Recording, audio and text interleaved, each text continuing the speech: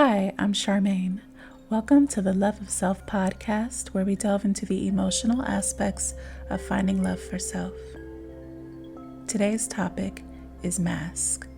Our metaphorical mask is what we present to our surroundings based on our coping mechanisms of how we must deal with our environment.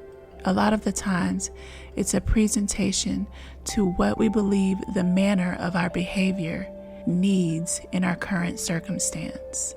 It's a process of development of how we have learned to cope with how we feel and what we need to look like.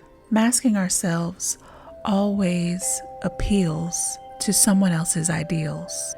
Certain people in the world would have us to believe that our ego solves all our problems, to the point where we become accustomed to a grandiose appearance so that others can feel our success, our strength, our positivity, or uplifted spirit.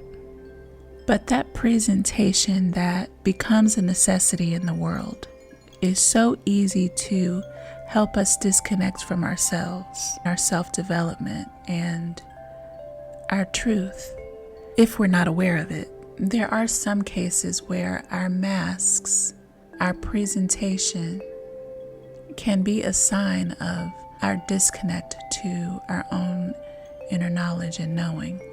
There can be a sense of everyone else knowing the presentation that we bring, unless us taking the time to know the truth within ourselves, to understand what's really in our heart and mind. If we become too aware of what's outside of us and not enough aware of what's inside, the mask can become a distortion of who we really are, of what we really believe. It can take us away from the truth and into the abyss of ego. And while our ego is very necessary in the world, it's not everything.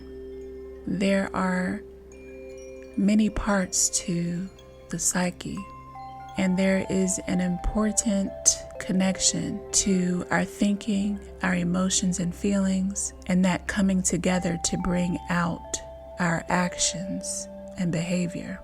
The understanding of those things help either create our mask and or our inner world.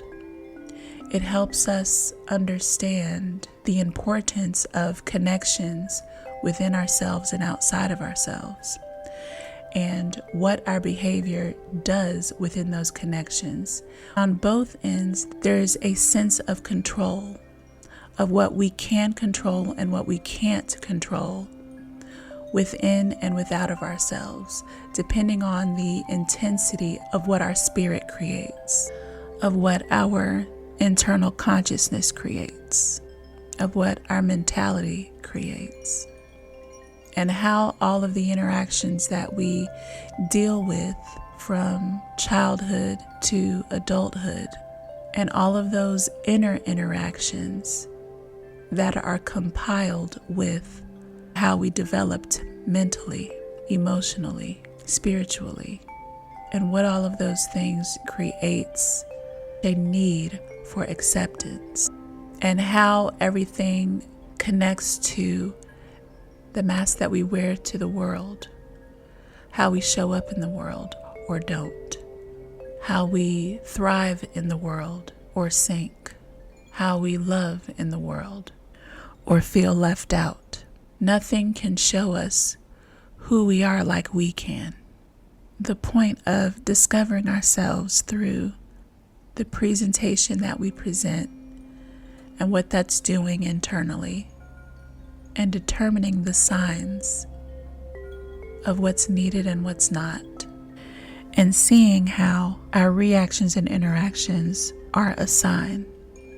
Everything we do, everything we say, everything we believe, everything we feel, everything we think is a sign. It's a sign to show us something about ourselves. It's a sign to help us see ourselves when we're able to pay attention and take a look within ourselves, as opposed to the look that we show everyone else. I'd like to thank you for taking these few moments to listen to what I have to say. I greatly, greatly appreciate you. So, I'd like to ask you, what do you think about the mask you feel you have to wear? When you think about it, how have you developed it? What created it? Is your mask connected to your true thoughts and emotions, presented in a more structured way? Or is your mask completely disassociated with who you really are? When you think about your presentation to the world, what does your mask present to people? And what does that presentation tell you about yourself? I'd love to hear from you. Please comment or email theloveofselfpodcast@gmail.com. Please remember, I am not a therapist. I wish you all peace, love, and joy, always. Until next time.